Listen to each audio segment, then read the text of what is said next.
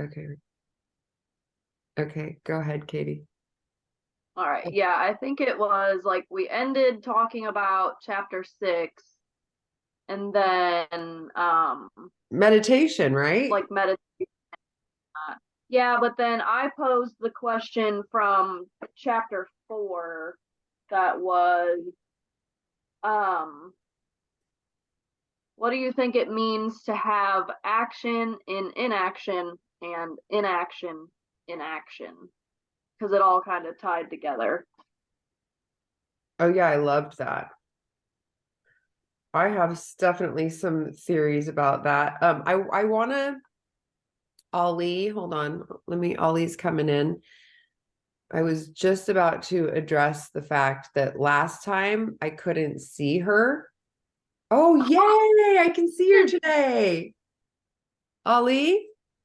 Yes, I'm here. Can you hear me? Yeah, I was just worried that it might be the same thing where I couldn't see, because even if our camera's turned off, I'll see like your name in the queue. And Oh, last time I couldn't. so weird. I know. And I don't know, I got disconnected. I'm getting ready to say good morning, happy Monday. And then bloop, I was gone. Awesome. Well, I'm glad you're back. Yay, that's exciting. So we were just talking about Katie had left us with a question last week of what does it mean to have action in inaction and inaction in action. I guess I'll start and then everybody can raise their hands and chime in. So I think it sounds kind of confusing when you hear it, but I think it makes sense because let's say action in inaction. So let's say something arises that I could take action on or not. So instead of taking action, I sit and I contemplate and I try to grasp like a deeper understanding of the situation, a deeper understanding of myself in regards to the situation. And like, I don't know if you guys have experienced this or not, but when we're coaching and we're being quiet, we're not taking action, but we're holding space for our client. And then suddenly the client is coming up with these ahas. And to me, that's like a good example of where I'm not doing anything as far as action goes, but my choices, my choice to not act, my choice to not speak, to not fix actually creates action in the scenario because now the person that I'm coaching is like, oh my gosh, I figured this out. And so, I mean, does anybody feel like that's kind of an example of action in inaction? And also, if we take action into something, right? Something presents itself and we take action and then we don't get the outcome that we wanted, or we don't get, I don't know if it's just the outcome that we wanted, but like it doesn't turn out the way we thought it would. Is that an example of when we take action, but then inaction comes of it? I'm going to let Rose in and then somebody raise their hand.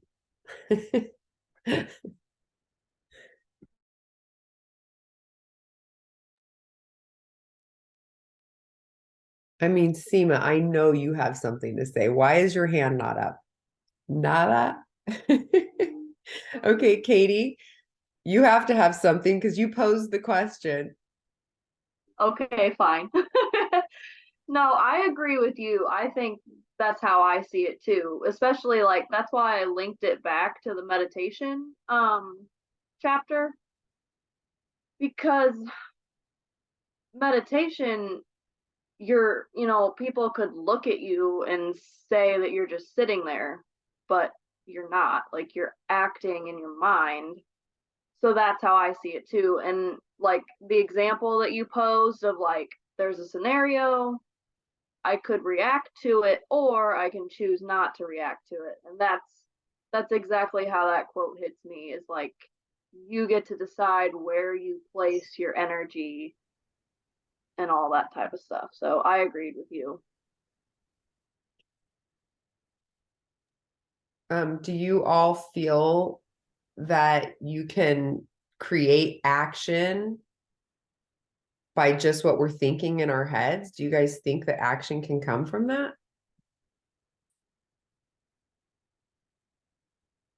Madavi, go ahead. Uh,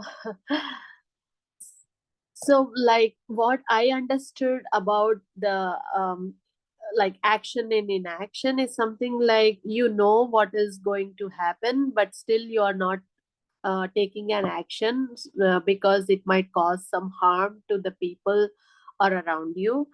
And also like your reference is like very applicable here. Like we hold space for our clients sometimes, so we hear everything. We cannot do anything to them except to hear to them, and they will be like talking and like expressing their feelings, what's happening with their lives and everything. So um, they both are like comparable and yeah, I can only resonate this much for that sentence. Yeah. Thank you for sharing that. Mm-hmm.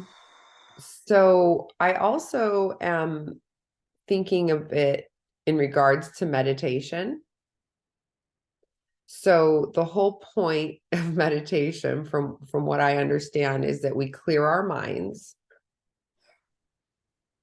Is that an action? Maybe.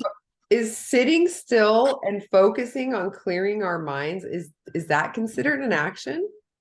Yes, maybe. Yeah. I mean, it's a choice. It is a choice. Yeah. You Okay. can sit in the meditation and still you get different types of thoughts where you are actually thinking about. That is also an action, right? So Like it's reminding me of, and I can't think of where this came from, but I think it's some like Asian philosophy where it's like doing nothing is still doing something. Have you guys ever heard that? yes. Yeah. Ollie, Rose, you guys got any input on these little intricate conversations that we're having about action versus inaction? This is chapter 5 you're talking about? Did you get it from 4, Katie? 4. Oh, 4. Yeah, Rose, I think you were coming in on the end of the question that was posed last week of where there's action in inaction. Inaction. That's And the first stanza of chapter 5. That's why I was wondering if that's where you are. Both the path of selfless action and the path of renunciation of action. Is that what you're talking about? Mhm. Verse 1 of chapter 5. Katie. So I'm on page 118 in chapter 4. It's Okay. I was referring to verses 18 through 21. Yeah. Oh, I see it. Okay.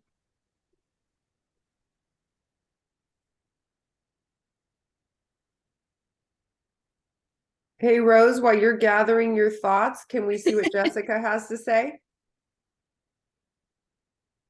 Hi, Jessica. Hello, hello. So, just from my own experience of meditation and what I've also read and discussed with others is that it is a form of action in the sense of taking that time to sit with yourself and reflect and digest that feeling, emotion, or whatever may be coming up for you. That in itself tends to move you towards action because the stilling of the water, from what I've experienced, really allows for there to be clarity, and then to like the meditation then follows, quote unquote, right action. So that's been my experience.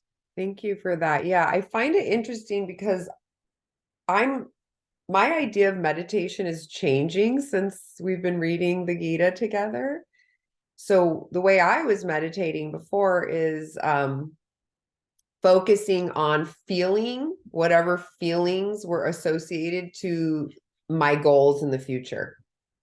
So I would spend time just sitting still and feeling the feelings that are associated with my goals of already being accomplished, and kind of envisioning that the things I want already exist. So I don't want them anymore because they're already here. And that, to me, even though I'm just using my time and energy and focus to just, concentrate on one area, even though I'm being still, it feels like I'm taking action toward what I want to create in the future. So it's interesting. Like, is that an example of action in inaction? Here comes Annie. Go ahead, Madavi. Um, yes, Shauna, actually, that is what it is like during the meditation.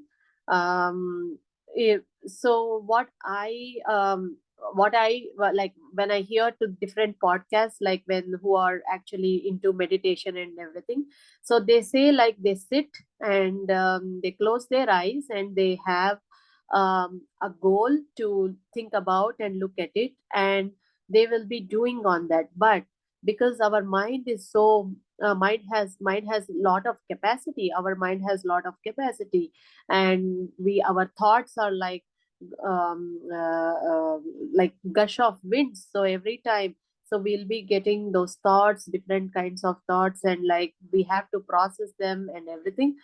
So still we have to clear them out, and then we have to focus on the goal. Like if we want to clear out like negative emotions from our minds, we have to focus on that.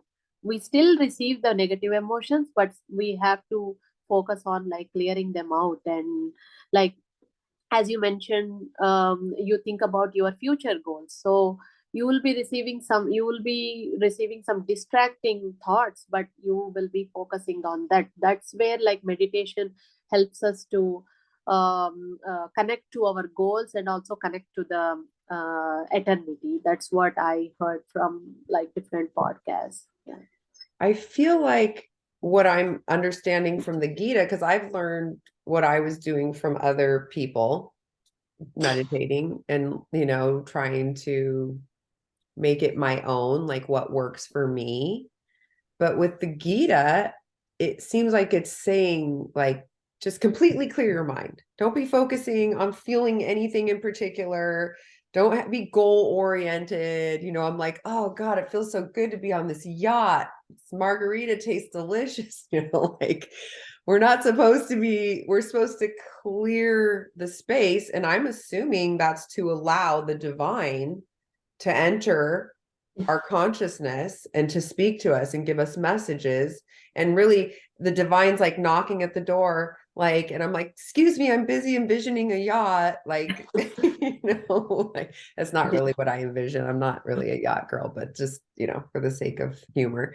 But you get what I'm saying. It's like does it seem to you guys that the Gita is suggesting that we clear the space, even though we're being guided by other people in, meditation professionals, that we are like using law of attraction and trying to go in that direction, which to me is definitely more like I take the reins and I'm leading where this is going. And it sounds like the Gita is saying, clear your space, put the reins down, just be comfortable in the just being rather than constantly doing. Because I'm still in my meditation, I'm still actively trying to achieve something. And it seems like the Gita is saying, like, no, stop doing.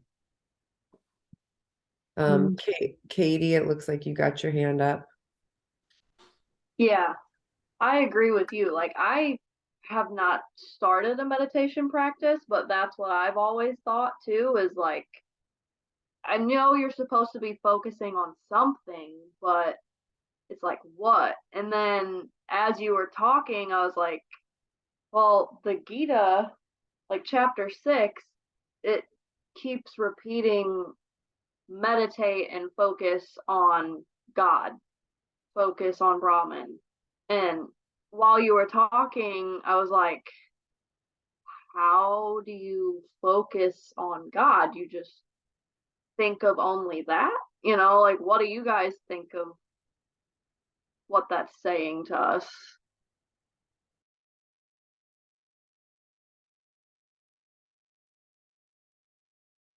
Rose? In relation to the meditation, I'm Catholic. I'm Roman Catholic. I'm a Christian, and I felt very guilty about a year or so ago, year and a half ago, when I was listening to Jay, and Jay was talking about this book, and he was talking about the monks, and he was talking about how they do it in India and how they live with this, with the Buddha and with Krishna, and the Catholic in me started feeling a little guilty because I wasn't studying my Bible. I was listening to other people and other thoughts. So I found the app called Hollow, if you haven't heard of it. If you have seen The Chosen on TV, it's the story of Christ that they've been putting out recently. It's a series. And a few of those actors are part of this Hollow app. And I thought, Christians have to have something to say about meditation. There has to be something out there that resonates with me, because this stuff resonates with me. So from a Catholic point of view, what should I be meditating about? And just like he's saying here in the book, they suggest, and they lead you through a few meditations about focusing on what God wants from you. How can you service God in this world? How can you put yourself out there? What can you be doing to help those around you? And you're basically saying, God, I'm in your hands. Take me, lead me where you want me to be, and point me in the right direction. And that's the impression I get from this, with Krishna saying, you are taking action. And it does say here, take action without, and be free from anxiety about the results. Don't worry about what those actions are going to end up doing, because like Jay says, the ripple effect starts taking place. And if you go out and you are doing God's will, because you have heard it, you have felt it, you have seen it in whatever way you want to describe that, you are there considering and opening yourself up and letting Krishna fill you, letting Jesus fill you, letting God fill you. And it's like, oh, I have a purpose today. Suddenly it's kind of like a light turns on and you go, oh, I can do that today. I should be doing that today. Does that make sense? 100%. Yeah, it resonates for me a lot. I love your openness, because a lot of times people that have been indoctrinated into a religion, they stay in the box. And I really am witnessing you like experiencing your truth and exploring what that looks like in the world. And I just honor that. And I love that about you. So thank you for sharing. Thank you. And like I said the last time, so much of this sounds like the Bible. So much of this sounds like, there's a God. He has a purpose for you in this world. What that purpose is, you don't know. So you meditate about it and you think about it. You pray about it. So maybe in Catholicism, prayer is our form of meditation, because we are talking to God and asking God to guide us and point us in the right direction. So I don't think Catholics necessarily call it meditation, but prayer, thoughtful prayer, and just really opening yourself up to hear the message.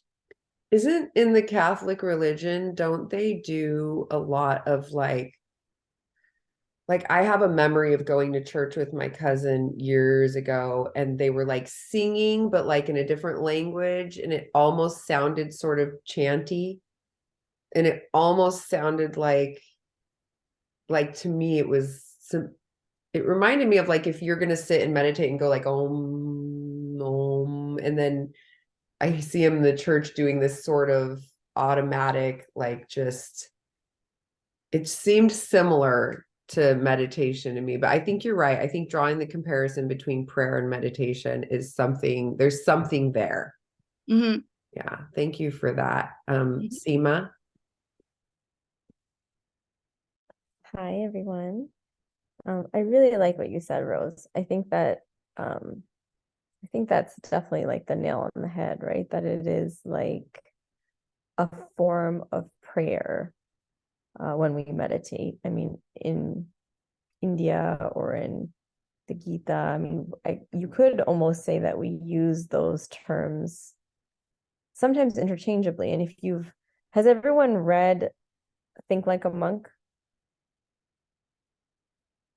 No, but I Shauna. did buy it and it is on my shelf. Wait. It's in the queue. We can do that for our next book club meeting. That would actually be a great idea. I love that. So I'm going to read what Jay says at the very end of the book. He goes, I can think of no better tool to help you find flexibility and control than meditation. Flexibility and control. Meditation helps you figure out what move to make in this dance of life. In meditation, we find clarity on who we need to be right now in order to be our best in the moment. Our breath connects with our minds. Our souls are uplifted in song. And in that place of energy and unity, we find answers. So I think what all of you are saying is actually very much what meditation is, right? That it's sitting quietly and holding space for yourself, right? Instead of having a coach hold space for us, you're holding space for yourself to allow that inner voice, that gut, that thing that you can't hear when there's so much chatter. And it speaks to, I think, what you're here for, what your purpose is. And I think that when we chant, so in Catholicism, right, in the church, when we sing hymns, in India, we sing bhajans. In the book, he talks in Think Like a Monk, he talks about just chanting of like Om, or there's a couple of different lines in Sanskrit. I'm sure they're even mentioned in the Gita that we use for chanting. And the reason is because the sound creates a different type of energy that helps you to kind of connect all those thoughts, or as Shauna mentioned, feelings, like it's all intertwined, right? And so when we're quiet and we can hold space, you're allowed to feel, and you're allowed to hear that voice that sometimes gets, I think, dampened. And I think, when we talk about that voice, what is it, right? It goes back, in my mind, it goes back to what Krishna talks about, right? Is that there is a spark of divinity within all of us. So if there is a piece of Brahma or God or Jesus, whoever you want to call it, in your heart, in your body, in your soul, it's only when you're quiet that you can hear whoever or whatever that is. And that's what's telling you, like, why are you here? What are you doing? And I think the second aspect to meditation that's always been kind of drilled into me, I think, since I was young, is that it's being single-minded, right? This idea that Jay talks about, it's not about multitasking, because when we try to do multiple things, we don't actually succeed. Our brain doesn't actually do multiple things at one time. It actually just gets really good at going between different things very quickly. And so in the idea of, as Shauna mentioned, or as Katie mentioned, that you're trying to focus on one thing and then your mind goes in 50 different directions. meditation can just be as simple as focusing on one thing. So it could be, Shauna, focusing on just doing the dishes, right? And when you're doing the dishes, you're feeling the dishes, you're smelling the soap, you're experiencing all the five senses of doing the dishes, you're hearing the sound of the water. You could be sitting in silence on the top of a mountaintop like a yogi, but it can be that, and it could be just something as simple as what you're doing in your day-to-day life, but just being focused on that in one task and one thought at a time. And I think when you're sitting and you're allowing thoughts to come and go, you can have a thought come to you and you can observe that thought, and then you can just be an observer, right? So you're not having a thought and then thinking, okay, well, what am I going to do now about that thought, right? It's just observe the thought, let it go. Observe the next thought, let it go. So complex. I think it's so complex, and I think people think about it in so many ways, but I think those are the two things that kind of always resonate with me when I think about meditation. I love that. Thank you. Somebody said, I think last week, I don't remember who it was, maybe it was Rose. Somebody said, let the thoughts just move like clouds. I thought that was such a great visual, because I think it is important that we allow them to come and then go, not like attached to them and try to pull them in and become one with them. I call it like, because as soon as you have a thought, if you're not letting it go, you're attaching to it, right? And then creates the feeling and the emotion. And then when we start moving into a narrative about that feeling or that emotion, I call that teaming up with your emotion. Now we're going into action, maybe unnecessarily, because we didn't let that thought just pass. Thank you for that, Seema. Annie, you've been waiting patiently. Hey, hey everyone. Sorry, I couldn't join a couple of other sessions, but always wanted to be here and listen to, and learn from all of you.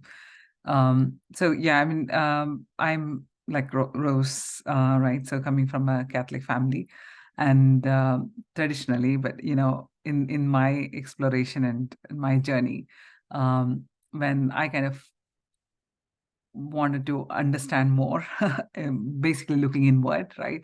And that's when I kind of stumbled upon Bhagavad Gita, and some of the what resonated with me is exactly what Rose said. Basically, Shauna, you were talking about, you want to do a lot of things, like you can't just keep it empty, right? Like, that whole focus on what you really want to do. That's exactly what I understood from the Bhagavad Gita. Set thy heart upon thy work, but never on its reward. So that's what resonated with me the most, because most of the time, we kind of have this mind chatter about the outcomes and the rewards and all of that most of the time it's the outcomes, right? But we can't focus on the process, because of this mind chatter. So, and that's where meditation comes in for me, where, like what Seema said, observing my thoughts. It's just so as you observe one by one, you will see that the chatter is slowing down, and then you're making space for the wisdom to come in. And that wisdom helps you to focus on the work. And that's my understanding about the whole thing. And I really, it is a game changer for me to have a calmer and happier life compared to what it was before. So just wanted to share that. Yeah. Thank you for sharing that. I love that quote. Set thy heart on thy work, never the reward. Okay, so no meditating on yachts. All right. So it seems like we all agree about focusing and on service, ultimately, is what I'm hearing. Because if we're focusing on God, then we focus on God's will being done, which means we're focusing on sort of being in a space of surrender, and maybe with like the mindset of like a servant, Like, I am here for you, use me, may your will be done. And so if we're focused on that, then the outcome, so rewards or whatever it is that, our egoic mind wants, is irrelevant, and that will be taken care of if we're focused on serving. Does everybody feel like that's something we agree on? Yeah, absolutely. Okay, so now when Hani comes and we have to meditate with her at the end of the meeting, we have to let her know what we're going to meditate.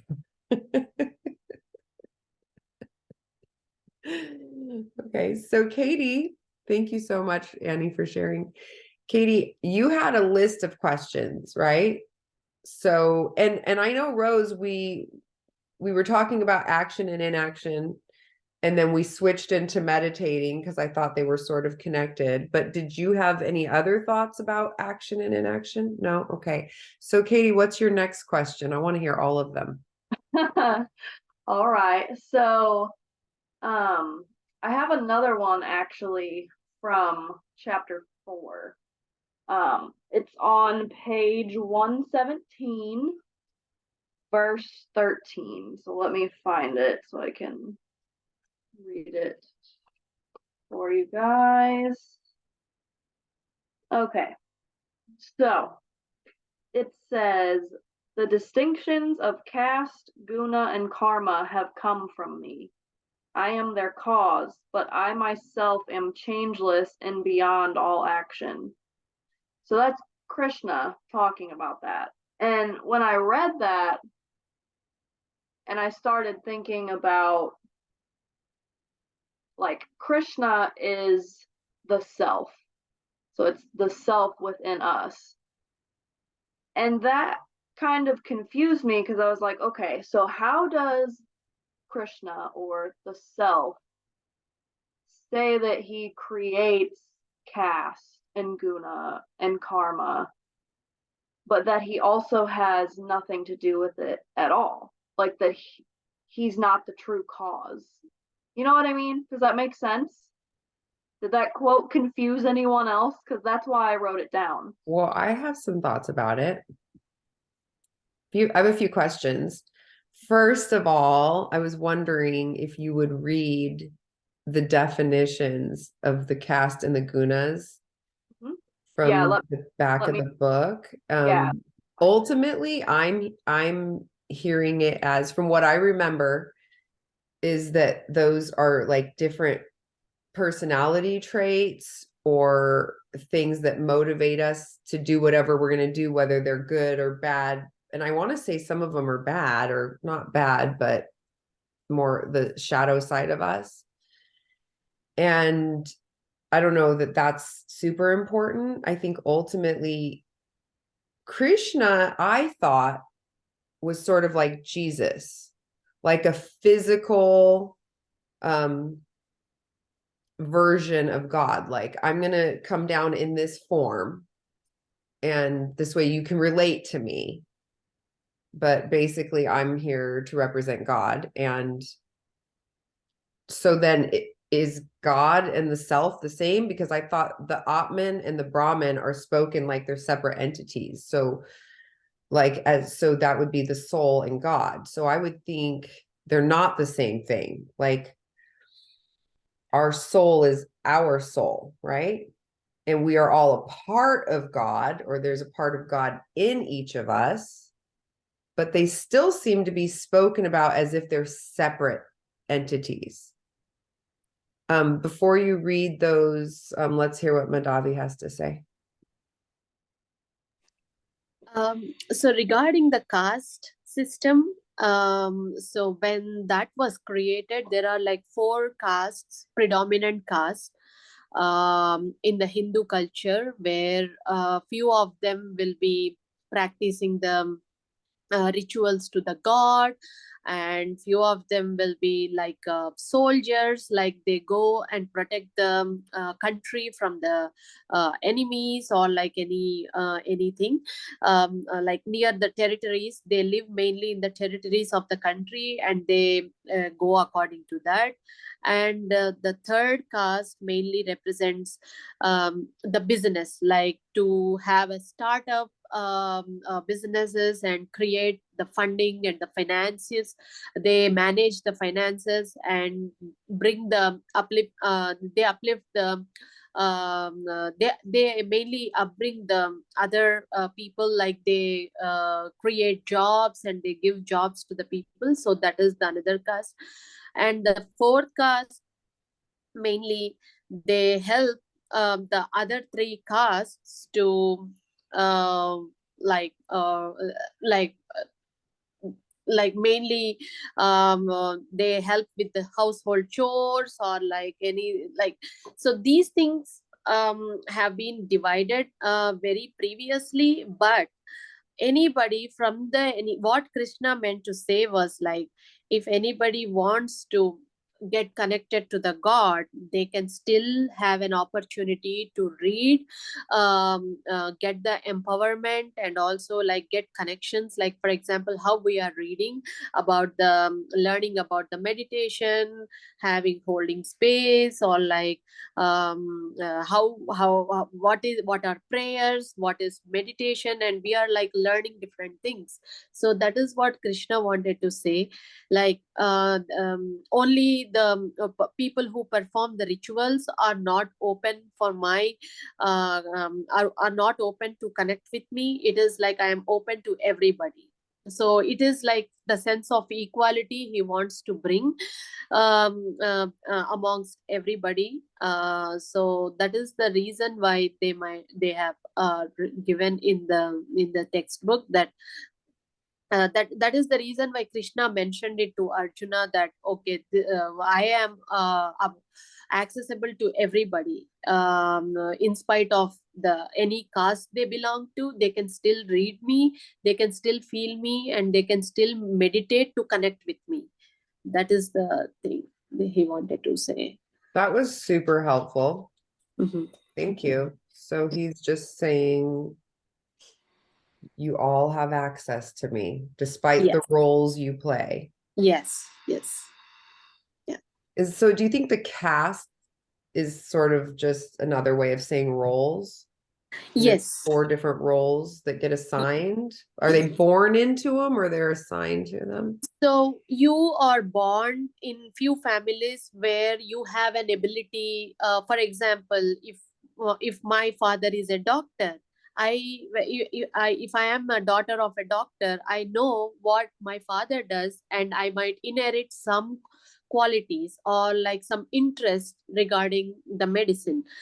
In the same way, if a person is a carpenter's son knows what he wants to do, what his father is doing, or what his community is doing, and he will get the insights and the perspective from that particular community.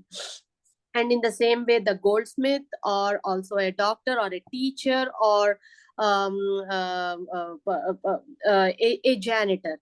So in any of the caste, whoever wants to, for example, a janitor's son or a daughter wants to pursue the education like a medicine or anything, still yes, we can still go ahead and do that.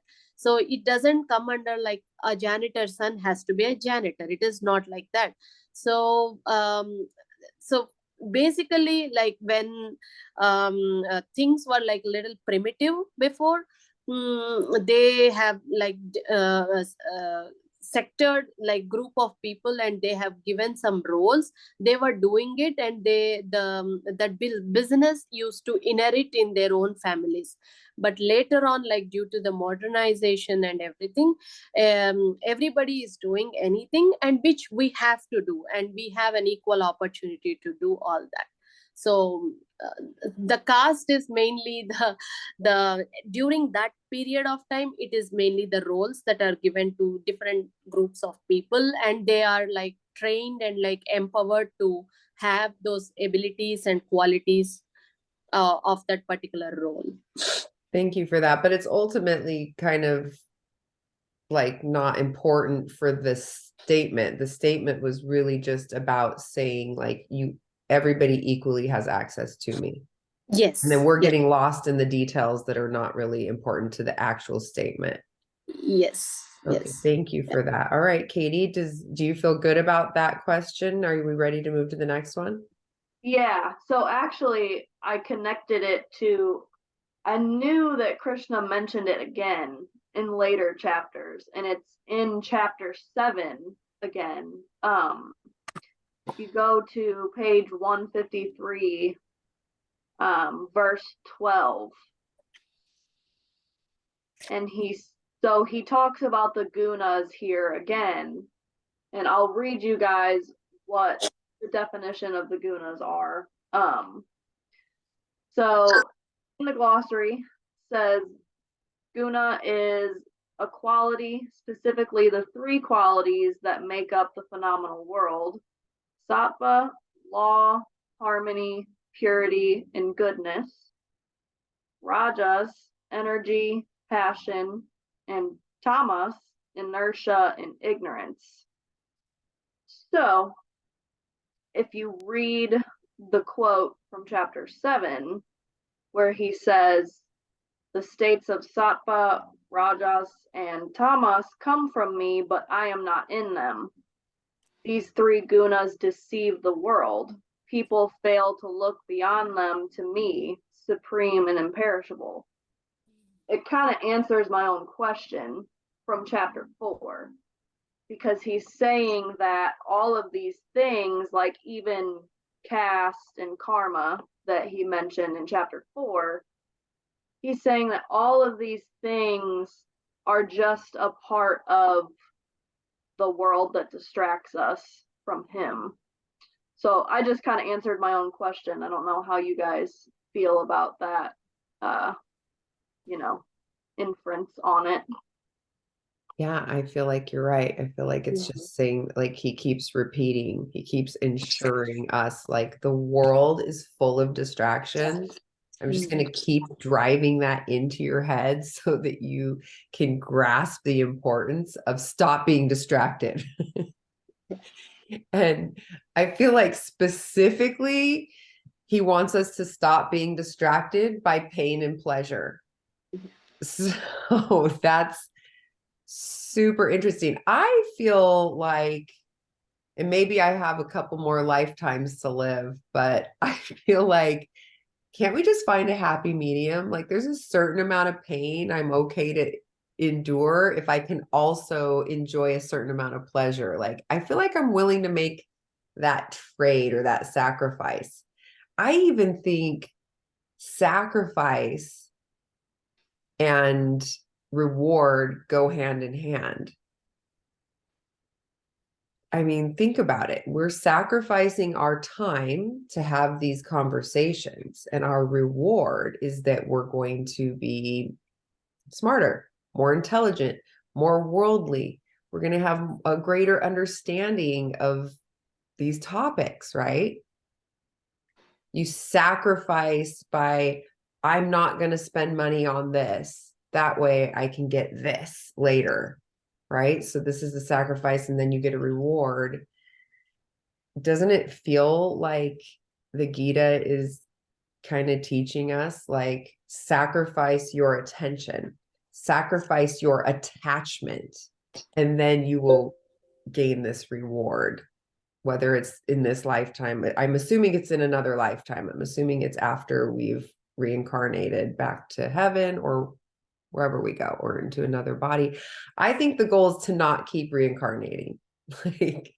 Like I have a meme, and it's like this little kid hiding behind a pole, and it says me when they're looking for me to reincarnate next lifetime.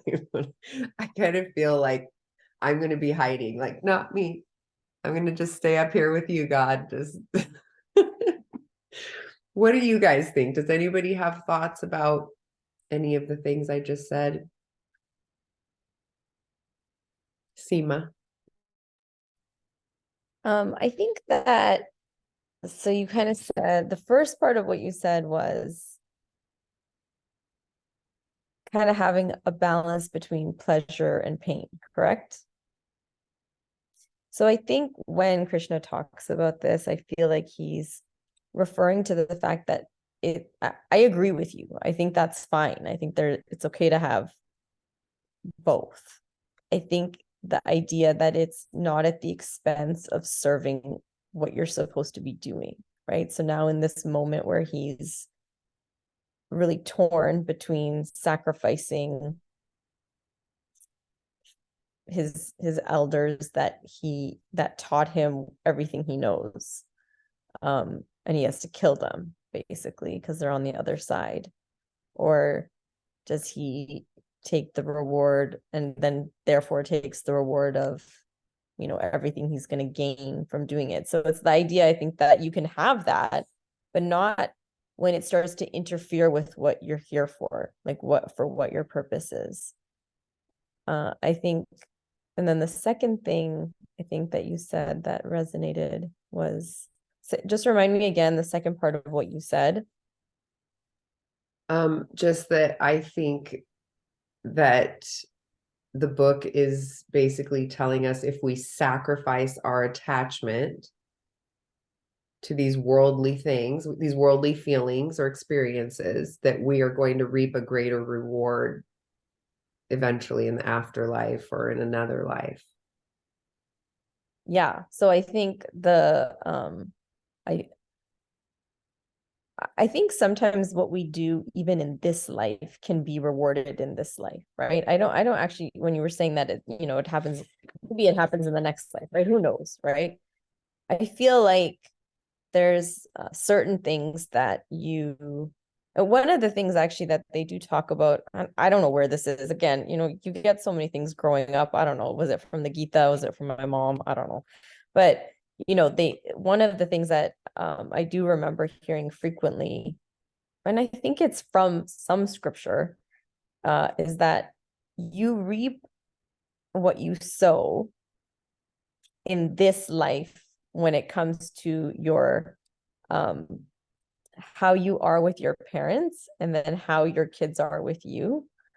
I thought that was interesting, that I'm pretty sure it was from a scripture. I wish I could, I'll have to like look it up a little bit, but there was an Indian, because I feel like I learned this in Sunday school. But the Sunday school I went to actually was, we kind of learned about all religions. So I don't know where I remember hearing that, but so I do think that some of the things that we, with karma, that like what we're doing right now, do we reap the benefit or not the benefit, right? The opposite.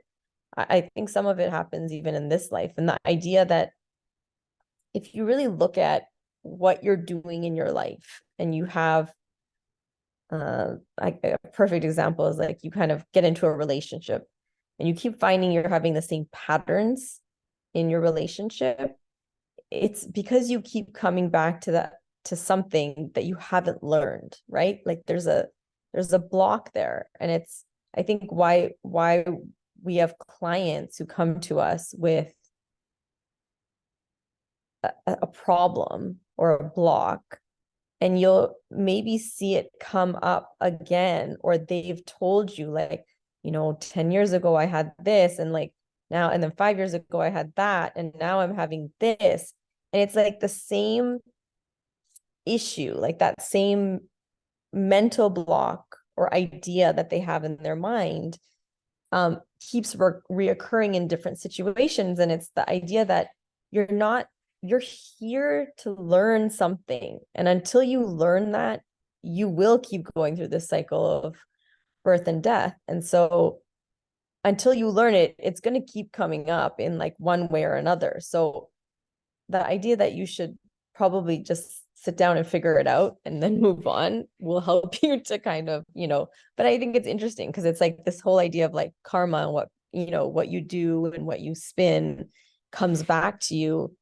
And if you don't kind of get that lesson, it's going to keep coming until you sort it out. And so like, again, it feels like it really takes something that we are talking about in such a high level of like karma and, being liberated and becoming one with God, and then bringing it down to this level of, here we are with our clients trying to work through a problem that they can, if they don't, it's going to keep coming back. And then it's kind of like that on like a micro level that we're, kind of, again, being Krishna and helping them be the coach and kind of work through whatever that is in that moment for that person. Yeah, so you're going, well, we're talking about it on this grandiose scale of life and death and the here and now and afterlife, but these concepts also relate to these little microcosms of our little physical earthly lives that we're living now. And that ultimately, yeah, you're going to have to keep repeating it if you don't get it. So basically, everybody learn to sacrifice and surrender now so that we can stop repeating these lessons. Oh, thank you. Yes, that's true. I feel like I wish it was just as easy to do as it is to say. So, okay, Jess, you've been waiting patiently. Go ahead, girlfriend. All right. Wow. I just needed to take a minute and breathe with what Seema said and shared with us, because I feel word for word what was shared is like what my mom has been telling me for so long. And honestly, if I'm being honest, one of the reasons why um I do feel compelled to like invest in a community like this and not like repeating those same lessons over and over and over. And also just thinking of the way that I relate with my parents, right? And how I am treating them. Because I don't know if I want children or not, but at the end of the day, of course, with non-attachment, I want to have right actions towards my parents so that if I do choose to have children, you know, those seeds of like rightful humans, are planted like within them. And it's just such a complex idea from my point of view of like how do we make sure that we stay committed first off to that journey of like making sure we are doing right actions towards our parents, like committing to treating them with helpfulness and respect when there are so many distractions in this world that draw us away. And I feel like that's kind of the theme of what I've been hearing too, like the constant distractions from pleasure and like pain that come our way. What is that relationship to I'm committing to how do I want to phrase this? I'm committing to that journey in a world full of those distractions. I guess is a short way to say it. I guess that's Yeah. kind of like my question, and like one of the things that I'm hoping as we dive more into the Bhagavad Gita that we get some more clarity on. Clarity on how to balance the distractions with our ultimate goal. How do we balance staying committed to our journey in a world full of those distractions? I'm not sure that there's a real hardcore black and white answer about that, because the nuances of everybody's journey there's so many, they're so vast. And as you were speaking on the subject, I'm really just thinking about, I can't help but reflect on my relationship with my parents and then my mom's relationship with her parents. And I'm thinking to myself, my mom has me, amazing daughter extraordinaire. Just kidding. I've been a total bitch to her, but I'm working on it in therapy and coaching. So, but I'm also wonderful. I am both. I am the yin and yang of daughters. But then I think about my two brothers. I have two drug addict, homeless brothers. And then I think about my mom, who was essentially an only child. And while my grandpa was at work all day, she would wait on my grandma. And she was like a perfect child, like do what you're told. And so I'm thinking back, like, okay, she was this incredible daughter, but then she ended up with these horrible sons. And so, like, the concept of you reap what you Mm. sow with your children, with what happened with your parents. And all I can think about is nothing's black and white. And I think that the Gita, along with the Bible and other scriptures that I'm not familiar with, I think they're basically giving us an overview of like, try to follow these suggestions and you should be okay. But I don't, I feel like the Bible is telling us we're forgiven if we don't get it right. And I sort of feel like the Gita is saying that in a way too, because it's like, well, don't worry, you get to try again. Mm-hmm. So, I think this is really just all very individual, and that hopefully you'll get some answers out of this and your journey with coaching that will really help you hone in on your own truth and your own inner knowing, because I think each of us, those answers are going to be specific for our journey. Mm-hmm. It'll come. Look at you. You're already on this incredible path, like soaking up all this knowledge, thinking about these questions. So you're clearly, just like with meditation, I think, like, if we keep ourselves open to hearing the word of God, to being in service, to surrendering to his will, but just staying focused on being in service, and opportunities are going to present themselves that are going to help us be who we want to be, which is ultimately the little good child of God, right? Good job. You can come home now. So, okay. It is 1:01, and I know Miss Seema had to get out of here at 1.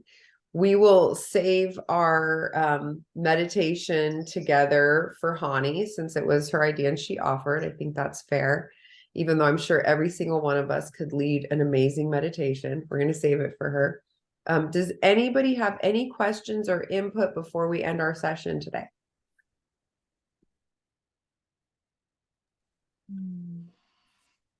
All right. Well, thank you all. I have a question. Davi.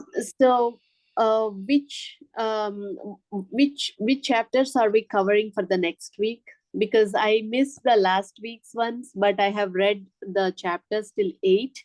But I'm not sure, like, what chapter will be discussing for the next week. I think a couple sessions ago, we decided to not be so structured and to let everybody kind of be at their own place. If you guys are comfortable with that, we can keep doing that. Or if anybody wants to say, I'm here, personally, I'm going to be reading 7 and 8 because I've been doing Halloween parties and other things. And I feel like I can jump on these calls and keep up, even if we're at different places in the book. Okay. Does anybody else want to tell us where you are in the book, and if you feel the same way, that you're able to enjoy these calls, whether we're on the same chapter or not?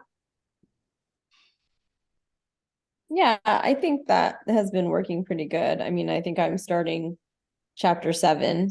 And then, like, I think I was there last week. So last week I didn't really read any, but still able to, so I think that works great. And I like how you always kind of have a question to leave us with to kind of contemplate over the week.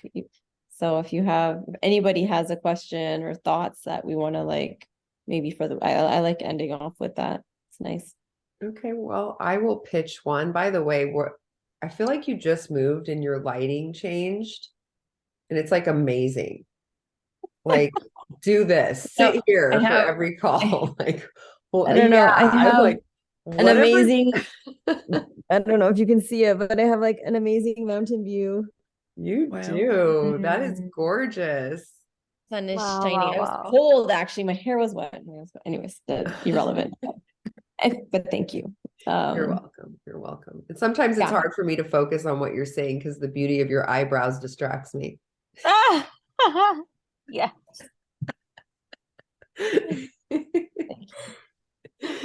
Okay, so I'll throw a question out there, and if anybody else wants to throw one out there too, please feel free.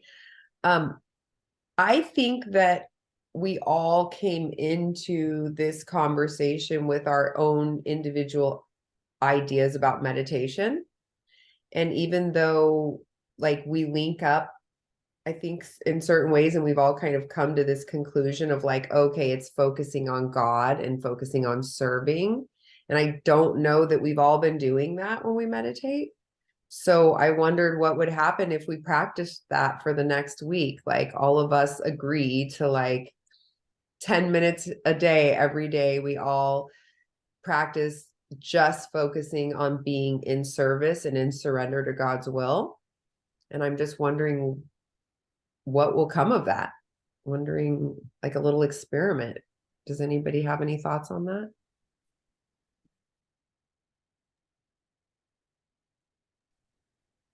I Madonna? love that. So like because this meditation came up, so I want to let the group know that I recently attended a meditation webinar from the Isha Institute where I have recorded it like for like 8 minutes of meditation. It is yeah, actually it can go up to like 10 minutes also because I haven't recorded the first few minutes.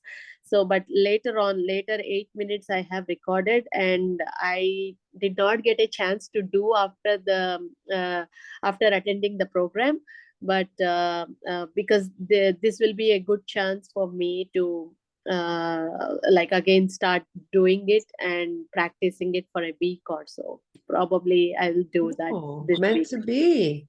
Meant Yeah. to be. That's awesome. Katie? Yeah, so my question was actually just, does anybody have any like meditation apps or like a podcast that you listen to that you practice every day for us newbies like Well, me? I'm going to interrupt and just say, Seema, I'm going to let you guys say too. I'm just going to say this really quick. I've been meditating with different apps and guides. And so to me, this concept is different than what I've been doing because it's not leaning on a guide. It's not leaning on a distraction. It's actually forcing us to get quiet and get still. Let the thoughts pass like clouds and just sit in focused, just concentration on I'm here to serve. I'm here to serve.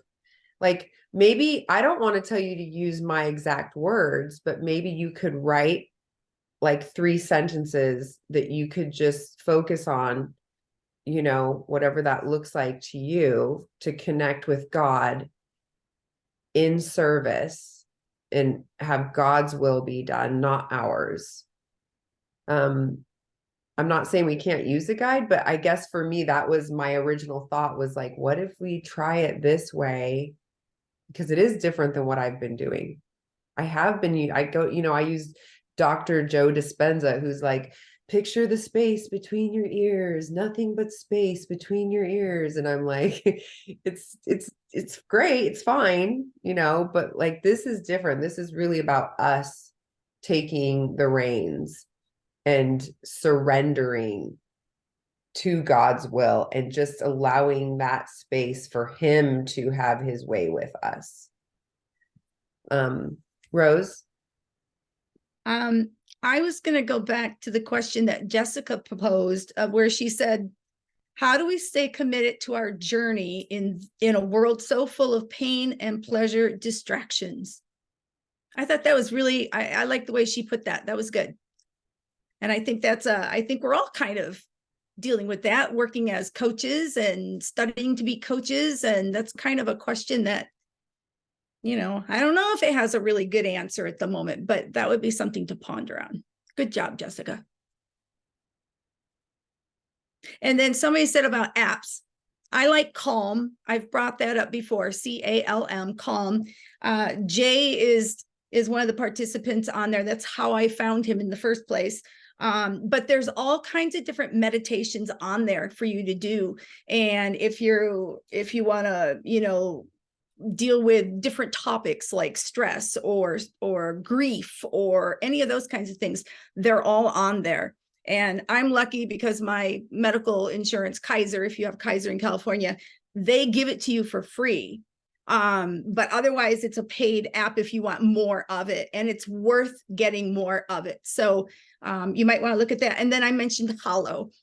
Even though it's put out, and read by Catholic priests and people involved in the Catholic Church, it all still sounds like this book. I mean, it's not very much different than what the Gita is saying. So if you want to take a look at that and how they propose meditation and prayer, that is kind of what we've been talking about. So those are my 2 apps that I go to. Those are great. Thank you for that, Rose. Seema? So I've tried a couple of the apps just to see kind of what it is. And again, maybe because I grew up meditating and had a different idea, I would defer to what you said, Shauna, that this, I think, is different, right? This type of meditation about what we're talking about is different than what's on the apps. I feel like some of the stuff on the apps it's like sometimes listening to like a podcast, right? Like Rose said, or sometimes it seems like it's more like a sermon, right? As opposed to the actual prayer portion of spirituality where you're quiet. It's more of a listening to somebody talk, like listening to a podcast, listening to Jay, like it's somebody talking, and it's good because it allows you to focus, right? Which we said is a form of meditation, right? Just being able to focus on one thing.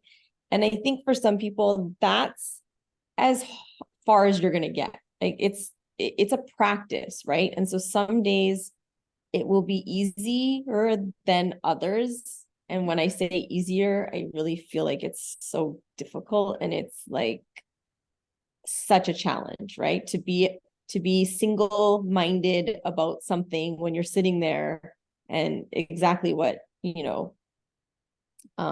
Jessica said, right? Like, how do you stay focused in a world of all this, so much around you that's like distractions. So I feel like what Shauna was saying is like that idea of sitting quiet. If you have the book, Think Like a Monk, in the very near the end where he talks about meditation as the chapter, he goes over what he suggests is a way to meditate. And I don't have it in front of me. It's over there. But if you have that book, I don't know, do you have that book, Katie? Okay. Did you read it? Okay, no, and that's okay, because I also feel like I read so many things and then I also forget, right? I can I run upstairs and grab mine if you want me to read something. I have mine right here. But that section talks about how he refers to meditation, and I think it is more along the lines of what Sean is talking about. Really quick, what do? I put on very quiet in my AirPods because I feel like that helps me center, right? Just to be like create like some in the like dim lighting early in the morning. Those are all things that kind of help when you're fresh, you're not tired, you haven't had the distractions of the day hit you yet. So those are kind of all good places to start. And then I just put on really quiet instrumental flute music, like Indian, I mean, again, what I grew up with. So Indian classical flute music, very calming. And I just kind of allow that to run for a while. And I just try and, single-minded or just focus. The key, I think, is to not judge yourself in that moment of, why can't I do this? Right? Or you're like there and then you're kind of like, did I put the dishes away yesterday? Oh my gosh, what am I making for dinner tonight? And then like I have to get groceries. And then you're like, oh, should I make chicken? And then you're like, it just goes, right? Like the train of thought just like meanders off into like, and then you kind of think like, what am I doing? Like, what am I doing right now? So not to be hard on yourself and not to judge yourself. Just like, that's where the observe it and let it go kind of comes in. And I think, you know, it starts off with that, and then if you do some chanting of some kind, and that could be a simple thing like what Shauna said is, I am here in service to you. How can I be of service? Or it could be a positive affirmation. It could be so many different things. It could, and in the book, he talks about what he says. And so, you know, there's that kind of portion of that. And then I usually just have a portion of like absolute silence. And that's kind of, you know, there's so many different ways, I think, to meditate, but I think, you know, you might try some of those, and maybe next week you'll come back and say, nope, that didn't work. Let's try something else. And I'll have another suggestion for next week. I love all that. Did you guys notice a part, if I'm just going off memory, of the meditation chapter talking about our posture? Because I want to say, I've heard that like, oh, just get comfortable, whatever's comfortable. And if you have to lay down, but just don't fall asleep, but like, just get comfortable. Like newer age meditation instructors are teaching that. Some people are a little bit more old school and they're like, no, you got to sit this way. You got to do it this way. But I believe it said something about the flow of energy. I don't know if I read it in the book or somewhere else, that when you're sitting tall, that somehow there's more power in that. So, I mean, I would suggest, I mean, if we're gonna do an experiment, right? This is not meditate like this for the rest of your life. This is, we're a group exploring new concepts. This book is presenting some concepts to us in the meditation realm that are a little bit different than what we go to on our apps or on YouTube. Like, what if we just tried? Would it be helpful if we did it together, or is that like too much for all of us because we have crazy schedules? Or if we did like a text thread and went like, okay, meditation commencing in 3, 2, 1. Then when it's all done, I text you and go, okay, time's up. Welcome back to the world. I don't know. I mean, I'm open to that, but I think the like breathing is so important. Like, start with focusing on your breathing, right? Just to get you into a calm space, just to connect us with that awareness of like, oh, wow, I can actually feel my physiology changing right now. I can feel me calming. I can feel me becoming more centered. And then every time the dinner menu or the person you forgot to call back or text or whatever it is, you keep, you know, like Seema said, just let it pass, observe it. Don't be, I love that you pointed that out, Seema. The like, don't beat yourself up. Like, because then you're going to go into another rabbit hole of thought that's going to take you away from what you're trying to do. And I believe, I mean, Katie, what does the book say? It says it wants us, I believe you said it said it wants us to connect to God. That's like the whole point of meditation, right? Yeah. Let me see if I can find it real quick. I'm curious, what would you say to yourself if, you know, distractions were popping into your head, but you know that you're dedicating this 10 minutes to yourself and God? What would you say to remind yourself to come back to that original goal? For me, I like when I'm thinking of it in the context of everything I've read from the Gita, to recenter myself, I think I would kind of just remind myself that I'm just this little being on this big old rock hurtling through the sky, you know, and like, this is not life. Life is where we're going to go when we reach God or whatever, you know. I am just here trying to find God and what God wants me to do and how I should act in life. So, I don't know. I'm trying to think of it. Can I propose another question? Yeah.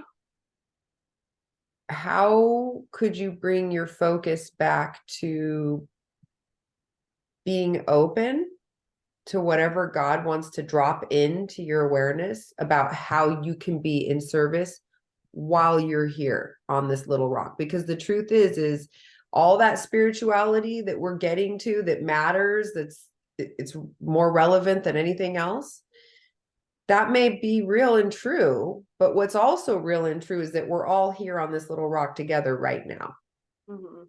And Yeah. that deserves something as well. Mhm. Thanks, Ollie. We'll see you soon. So if God wants you here right now, it Mhm. must be important. Right, for a reason. Yeah. So if that's true and he wants us to be in service and you're trying to figure out what that looks like, what does being in service look like? How can you bring your attention to just being open to allowing God to bring that message to you? How can you bring yourself back to that space where you're not being distracted, where you're just holding space, like as if you were coaching God? You're like, okay, God, I'm going to keep my mouth shut. I'm going to let you tell me. Like, how can you bring your awareness back? Thank you, Yeah. Magabi. That's a really good question. For me,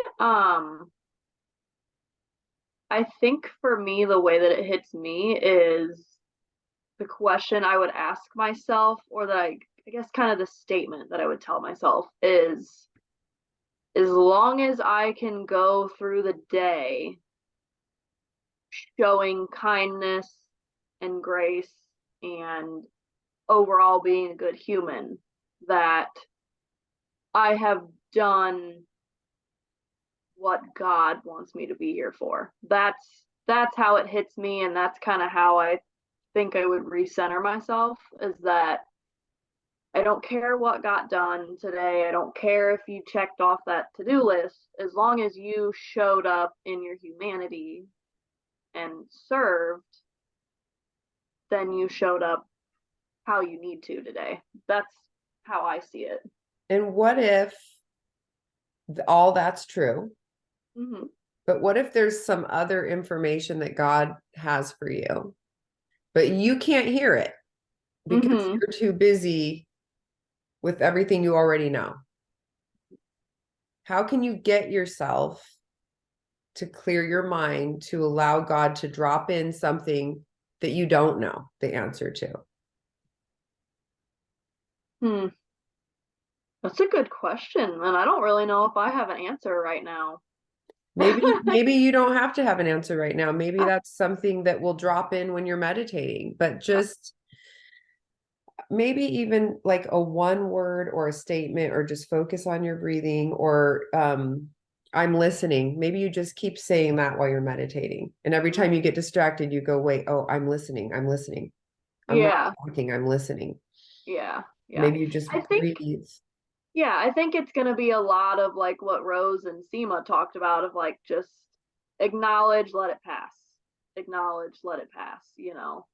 So I put a timer on my phone. Mm-hmm. I do a 10-minute timer because then I don't have to wonder about how long it's been. Because Yep. my mind will go, have I done it long enough? Did I do it too long? What time is it? Should I open my eyes and look at the clock? Like, I'll do that. So I'll just put a timer, 10 minutes, and then I can sink into the experience and I can just give myself and God that time. Like nothing else is going to exist here. This time is for me and God. Yeah. Well, I'd be curious to see what happens if we all have a bunch of miracles pop up because we did it. I don't know. Right. Yeah, I'm definitely excited to do the experiment with you guys. So it'll be interesting to see what everybody says next week. Awesome. Well, Sounds good. thank you. Oh, Rose, did you want to read about No, too? I just said sounds good. I have to get going, so that's why Yeah, I'm I know gonna we're a say little bit bye. over. Thank you all so much. And Rose, I appreciate you bringing Jessica's question to the forefront. I think that's a perfect thing. I think we I thought all that was are a good, going to have yeah, answers I that are agree. specific to ourselves. And I think it'd be nice to hear. Okay, sounds good. See you next Thanks. week. Bye, sisters. You guys. Bye, ladies.